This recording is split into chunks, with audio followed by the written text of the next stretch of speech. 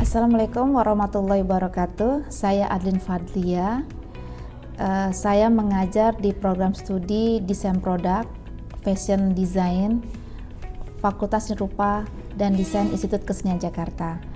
NIM saya adalah 0313 0473 03. Mata kuliah Pratea adalah mata kuliah mengenai perencanaan tugas akhir dari program studi Fashion Design atau Mode dan Busana FSRD IKJ, di mana mata kuliah ini mempelajari konsep untuk mewujudkan sebuah koleksi yang dapat dipertanggungjawabkan secara ilmiah. Diharapkan mahasiswa akan memiliki hard skill berupa kemampuan untuk membuat satu konsep rancangan tugas akhir, kemudian bagaimana gambaran dari ide gagasan itu dapat dilakukan melalui penelitian dan kemudian dapat diwujudkan dalam konteks fashion design. Nah, untuk soft skill, hasil penelitian dalam bentuk laporan kemudian dapat dipertanggungjawabkan sebagai sebuah laporan dalam tahapan perancangan desain fashion dalam perkuliahan di pratugas akhir ini. CPNK atau capaian pembelajaran dari mata kuliah ini, mahasiswa mampu menguasai tahapan penelitian dalam fashion design, kemudian mampu menganalisa target market, serta mampu membuat koleksi. Untuk sub CPNK-nya adalah mahasiswa menguasai konsep perancangan tema koleksi, kemudian dapat melakukan riset penelitian, kemudian menguasai kategori style dan look, menguasai karakter, unsur dan prinsip desain, kemudian menguasai perkembangan tren fashion, menguasai perkembangan fashion design di masyarakat, kemudian menguasai kategori dalam membuat koleksi fashion yang dikatakan dalam hal ini adalah collection plan.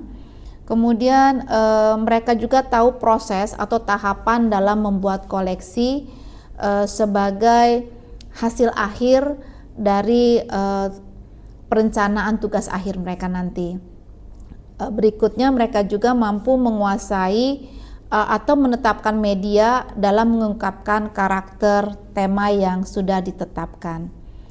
Kemudian di kelas juga kami memiliki tata tertib bahwa mahasiswa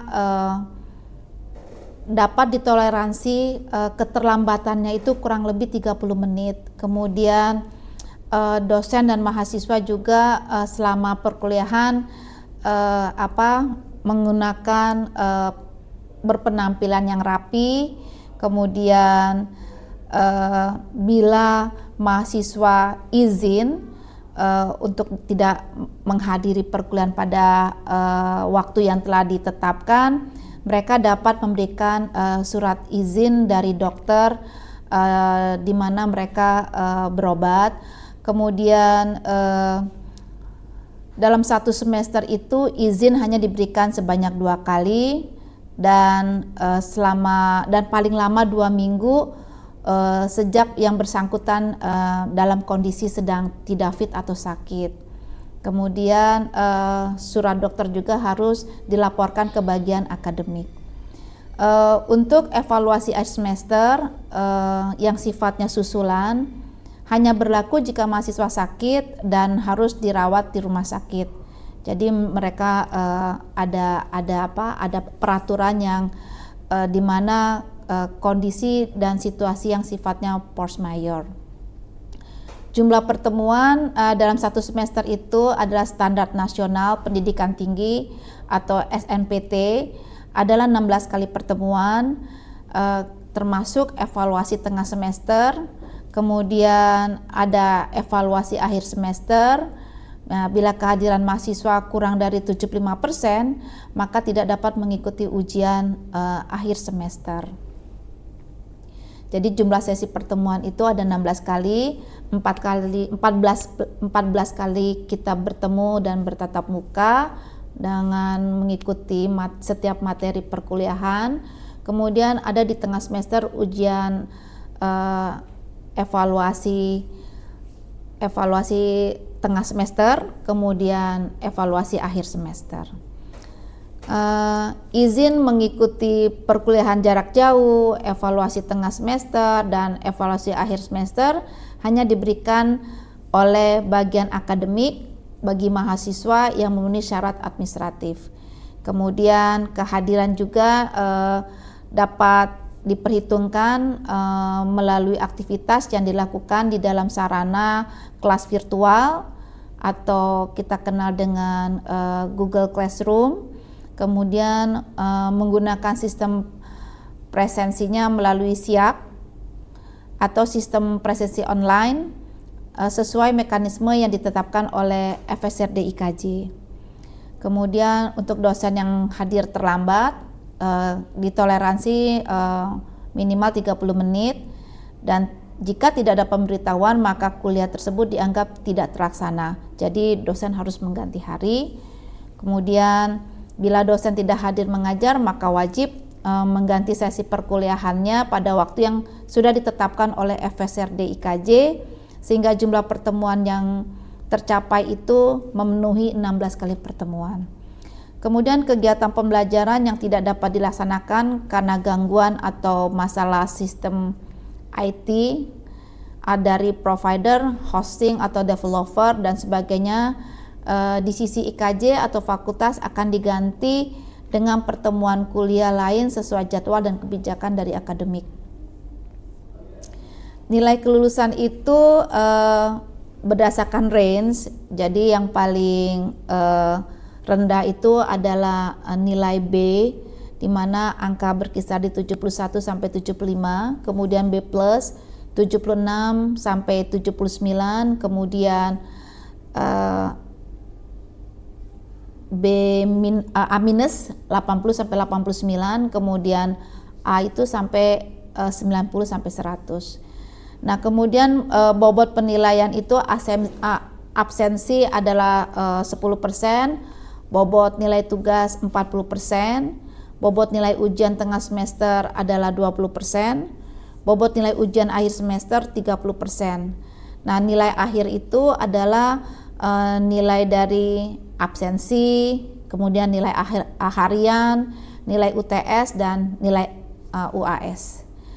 Demikianlah hal ini saya sampaikan terkait dari deskripsi mata kuliah, kemudian capaian pembelajaran dari materi kuliah, kemudian dari tata aturan di dalam proses pembelajaran, sampai kepada perhitungan nilai yang akan diberikan kepada mahasiswa di evaluasi akhir semester dan di evaluasi akhir semester. Demikianlah hal ini saya sampaikan. Saya Adlin Fadlia dari FSD IKJ undur diri. Terima kasih untuk perhatiannya. Assalamualaikum warahmatullahi wabarakatuh. Selamat pagi, salam sehat semuanya. Hari ini kita akan belajar tentang penelitian fashion design. Ini adalah mata kuliah pra-TA, di mana penelitian fashion design itu juga memiliki beberapa tahapan. Ada kualitatif, ya ini jenisnya. Ada ada kriterianya, ya data primer, sekunder. Kemudian ini ada riset pustaka, ada interview, ada observasi dan dokumentasi. Ini adalah riset, ya. Penelitian itu seperti penyelidikan, ya. Jadi harus dilakukan secara aktif, tekun dan sistematis. Nah, penelitian itu harus dilakukan dengan ciri-ciri keilmuan, rasional, empiris dan sistematis. Jadi kalau rasional itu harus dapat dilakukan dengan dengan baik gitu ya, dan memenuhi memenuhi akal gitu ya, atau kemampuan kita dalam berpikir. Kalau empiris itu kita berdasarkan pengetahuan yang kita dapatkan dari indera atau panca indera kita, ya. Kemudian sistematis itu ada tahapannya, ya. sistematis itu menjelaskan rangkaian sebab akibat dari suatu objek penelitian. Ini adalah metode dalam penelitian. Jadi ada dua metode, kualitatif dan kuantitatif. Kalau kualitatif ini dia berfokus pada pemahaman makna, pengalaman, dan pandangan subjektif ya. Jadi data itu dikumpulkan melalui wawancara, observasi, studi kasus, dan analisis dokumen. Kalau kuantitatif ini dia lebih kepada data-data yang sifatnya angka ya, di mana ada eksperimen, ada kuesioner gitu ya. Jadi dia sangat matematis dan sangat statistik. Nah, ini adalah karakteristik penelitian kualitatif. Jadi kalau di prodi mode itu penelitiannya kecenderungannya adalah kualitatif. Ya, di mana kalian itu nanti akan melakukan hipotesis atau jawaban sementara. Kemudian kalian akan memiliki objek penelitian ya, dari latar yang alamiah, yang tidak dimanipulasi atau tidak diada-adakan. Jadi ini betul-betul ada objek penelitiannya. Ya. Nah, metode penelitian kualitatif ini menekankan pada intuisi. Jadi kepekaan rasa kalian, ya, karena kita bicara tentang objek visual atau ide gagasan dari suasana ya atau budaya yang nanti secara intuisi akan kalian lakukan untuk membuat bentuk-bentuk baru. Ini penelitian kualitatif terbagi fenomenologi, studi kasus, etnografi, ada juga metode histori. Ya, jadi kalau fenomenologi itu kejadian atau peristiwa. Kalau etnografi itu kita meneliti dan berdiam di satu wilayah untuk mengenali kegiatan atau kelompok individu yang ada di sana. Ya, kemudian oh ya, itu ada studi kasus ya. Studi kasus itu lebih kepada apa? Tadi yang etnografi lebih kepada masyarakatnya, kemudian studi kasus itu lebih kepada peristiwa atau kegiatan. Nah, metode histori ini lebih kepada kesejarahannya ya, melalui catatan sejarah atau melalui artefak atau laporan verbal. Verbal itu seperti interview gitu ya. Ini buku yang akan kalian baca dari Creswell tentang research design. Nah, ini ada data primer. Jadi primer itu adalah yang sifatnya bertemu ya, wawancara atau interview, kemudian observasi. Nah, kalau sekunder ini buku, laporan ya, kemudian kalian baca koran, baca majalah, kemudian bisa juga kalian mendapatkan informasinya itu dari arsip gitu ya. Nah, arsip ini bisa foto, bisa data statistik ya, atau gambar ilustrasi atau lukisan. Ini pengertian studi pustaka. Jadi yang dikatakan dengan studi pustaka itu adalah studi literasi ya. Jadi dari buku ya, kemudian ada jurnal atau proceeding ya, atau informasi yang relevan. Kemudian dia masuk ke informasi yang dapat dari studi kepustakaan menjadi rujukan. Jadi studi pustaka ini akan menjadi referensi dasar dalam penelitian kalian. Nah, studi literatur ini dapat dilakukan oleh peneliti untuk mendapatkan ide gagasan. Ya, kemudian bagaimana merumuskan permasalahan, dan selanjutnya kalian akan melakukan studi lapangan atau yang disebut dengan observasi. Ya, jadi observasi itu mengkonfirmasi apa yang sudah dibaca, ya, kemudian kalian melakukan riset lapangan untuk nanti kalian perkuat ke dalam validasi. Nah, kemudian studi literatur kemudian menjadi tahapan dalam pengumpulan data pustaka. Jadi kalian akan punya bank data ya. Kemudian outputnya tadi terkoleksinya sumber referensi. Ini buku yang menjadi referensi utama. Tentu saja kan belajarnya fashion design, jadi baca bukunya fashion design ya. Kemudian kalau rasanya mau ngambil budaya ya atau tradisi, kalian membaca buku-buku yang berhubungan dengan budaya dan tradisi. Kemudian tentu saja kalau kita bicara tentang elemen desain, Buku penunjang yang lainnya juga adalah buku tentang warna. Nah, banyak mahasiswa kita itu yang tertarik dengan arsitektur, ya. Jadi mereka memilih arsitektur itu sebagai sumber ide gagasan, dan pada akhirnya kalian harus membaca tentang arsitektur. Kemudian ada karena bidang fashion itu ada beberapa kalimat atau bahasa-bahasa asing itu, nah itu harus kalian pahami melalui kamus bahasa. Ini adalah contoh ketika ada mahasiswa yang mengambil tema olahraga. Jadi dia mengambil olahraga wall climbing itu sebagai ide gagasan dalam membuat sebuah koleksi busana. Nah, di sini dia membaca referensi literasinya adalah majalah olahraga, jurnal olahraga, dan koran olahraga. Ini buku-buku penunjang dalam penelitian desain. Di sini ada buku tentang research design, kemudian tentang fabric dalam desain, ya. Kemudian ada pengetahuan tentang teknologi desain. Seandainya dalam membuat koleksi nanti kalian akan menampilkan beberapa percobaan dalam surface fabric yang kalian tetapkan. Ini buku warna, dan kemudian ada buku tentang fashion design, di mana kalian kalian mendapatkan informasi bagaimana membuat sebuah koleksi. Ini ada buku tentang trend fashion, kemudian ada kamus bahasa mode, kemudian kamus tentang teknik-teknik dalam pembuatan koleksi. Ini adalah jurnal, ini majalah. Nah, ini dikatakan bagaimana fashion itu banyak terkait ya dengan ilmu pengetahuan yang lain. Jadi makanya disiplin ilmunya itu jadi multidisiplin gitu ya. Ini menurut Ticker di tahun 1977 dan Malcolm Barnard di 2015.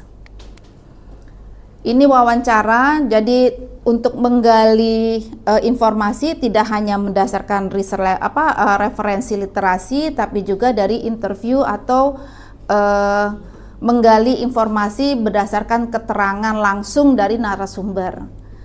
Ini pengertian observasi, ya. Jadi melakukan sebuah kegiatan atau perjalanan gitu ya, untuk mendapatkan proses sistematis merekam pola suatu perilaku manusia, objek atau kejadian-kejadian tanpa menggunakan pertanyaan atau berkomunikasi. Jadi kalau observasi itu biasanya kita kan bicara tentang bentuk. Nah, kita banyak melakukan pendokumentasian dari kamera HP atau kamera manual ya, seperti itu. Nah, kalau manfaat observasi itu, kalian tuh bisa mendapatkan informasi yang mungkin saja tidak ada di media gitu ya. Karena catatan-catatan itu kadang-kadang tidak sama. Nah, ketika kalian melakukan observasi itu, kalian akan mendapatkan informasi yang dimana informasi itu akan menjadi bank datanya kalian. Ini contoh olahraga wall climbing. Ini dimaksud dengan observasi. Jadi observasi ke tempat olahraga wall climbing untuk mendapatkan dokumentasi yang terkonfirmasi, dan tentu saja foto-foto ini akan menjadi copyright dari peneliti ya, karena dia melakukan pemotretan sendiri. Ini adalah contoh rumusan masalahnya ya, mengapa mengambil olahraga wall climbing, kemudian untuk diimplementasikan ke koleksi ready to wear yang tentu saja mengacu pada trend fashion gitu ya. Kemudian bagaimana diterapkan pada style, kemudian dengan looknya yang tentu saja target marketnya adalah untuk wanita dewasa muda di perkotaan.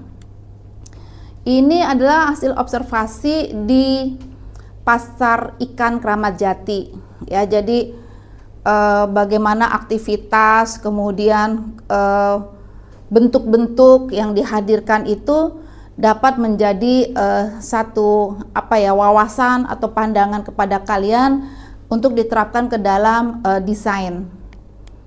Ini contoh rumusan masalahnya. Ini pasar Kramat Jati ya, tapi bukan pasar ikan. Ini pasar induk Kramat Jati, di mana ketika melakukan observasi ini juga akan menemukan bentuk-bentuk yang tidak umum, dan ini bisa menjadi sebuah ide gagasan dalam fashion design. Nah, ini adalah dokumentasi ya. Jadi dokumentasi itu peneliti melakukan penelusuran data historis objek penelitian melalui sejauh mana proses yang berjalan telah terdokumentasikan dengan baik. Jadi dokumentasi ini jika dia sifatnya primer, dia nanti outputnya akan jadi autobiografi, nanti kemudian ketika dia sekunder menjadi biografi. Ya, nah ini tersedia secara selektif ya, artinya tidak semua dokumen dapat dibaca ulang oleh orang lain. Jadi contohnya kalau kita ingin mendokumentasikan sesuatu ke pusat arsip gitu ya, itu tidak dengan mudah juga mendapatkan izin. Jadi ada hal-hal yang dimana untuk mendapatkan dokumentasi itu juga mungkin bisa tidak terlaksana dengan baik. Ini adalah foto ya dari periode kebangkitan pergerakan wanita Indonesia. Ini sebetulnya adalah foto-foto bagaimana perempuan Indonesia saat di awal abad 19 itu mereka menggunakan baju-baju kebaya. Nah, ini sebenarnya dari dokumentasi ini juga bisa menjadi sebuah ide gagasan. Ini adalah peta arsip ya, ini juga bisa menjadi sebuah ide gagasan. Ini adalah ilustrasi atau lukisan yang bisa menjadi sebuah informasi kepada kalian bagaimana suasana di awal Indonesia era kolonial. Demikian untuk hari ini pertemuan kita tentang penelitian dalam fashion design, bahwa ada banyak ide gagasan yang bisa kita dapatkan ya melalui metode penelitiannya kualitatif. Kemudian ada banyak langkah-langkah dalam penelitian seperti observasi, dokumentasi, kemudian literasi bacaan ya. Nah, itu semua akan menjadi satu informasi yang kuat untuk memperdalam tema atau perancangan dari tugas akhir yang akan kalian laksanakan. Saya ucapkan terima kasih atas perhatiannya. Sampai kita bertemu lagi nanti di perkuliahan selanjutnya. Terima kasih. Baik, dalam penelitian fashion design di akhir perkuliahan nanti akan kalian akan membuat tugas portofolio ya mengenai rencana perancangan desain untuk tugas akhir kalian. Nah, di dalam portofolio ini adalah tahapan dari kalian mencari ide gagasan ya sampai ke dalam bentuk perancangan. Ini adalah riset penelitian kualitatif di mana akan disampaikan oleh kalian semua. Riset kalian itu akan mengangkat tema yang seperti apa. Nah, dalam hal ini, percontohan ini, tema yang diangkat adalah arsitektur dari gedung arsip yang ada di Jalan Gajah Mada. Jadi, perancangan tugas akhirnya akan menggunakan pendekatan arsitektur sebagai ide gagasan utamanya. Ini adalah kerangka berpikir yang sudah dipersiapkan. Kemudian ini adalah target marketnya. Kemudian ini adalah jenis kain atau fabric yang akan digunakan dalam koleksi. kemudian ada detail-detail yang akan dihadirkan, ya. Kemudian ini ada collection plan, di mana basic, contemporary, dan avant-garde akan dijadikan sebagai sebuah koleksi. Nah, ini kurang lebih adalah rancangan akhir yang akan ditawarkan pada tugas akhir nanti. Tapi tentu saja portofolio ini hanya guidance, dan desain kalian di tugas akhir itu akan mengalami sedikit perubahan atau banyak perubahan tergantung dari pembimbing tugas akhir kalian itu akan mengarahkannya kalian ke arah yang lebih modern atau lebih ke etnik atau mungkin juga lebih ke basic. Oke, itu saja yang bisa saya sampaikan, bahwa di tugas dari penelitian fashion design ini kalian akan punya portofolio. Terima kasih atas perhatiannya. Sampai kita ketemu di perkuliahan selanjutnya.